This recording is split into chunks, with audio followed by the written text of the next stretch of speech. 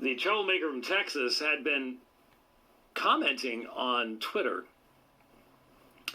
about churches and monies, and I hadn't followed all the links.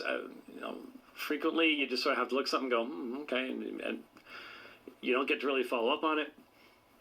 But I finally tuned in, and then he sent me a text, and I figured out that what he was talking about was churches taking money from the United States government as part of what CARES, PPP, the PPP portion of CARES, payroll protection, something, yeah. And he's telling me about some of the churches that he understands have taken money and how much. We're talking about a period of time where the government is clearly making claims that it has the right to determine not only when and how the church can meet, but what the church can do in its worship. This is taking government money, bowing to Caesar, and taking Caesar's money, while at the same time Caesar is in every way making it clear that he thinks he can tell you what to do in worship, when to worship, how to worship, whether to worship at all.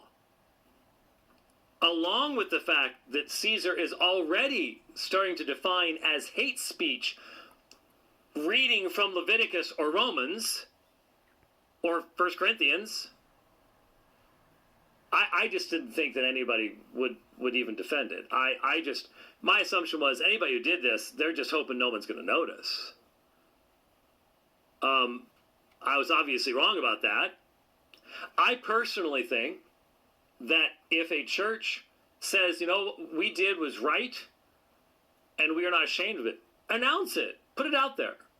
Tell the government, we want our name put out there. We took funds from the United States government as a part of the corona pandemic to keep ourselves going. We did it, and we don't think there's anything wrong with it. Put it out there. Don't make people guess. Because, I can think of the one church I've been told in Texas. Makes perfect sense.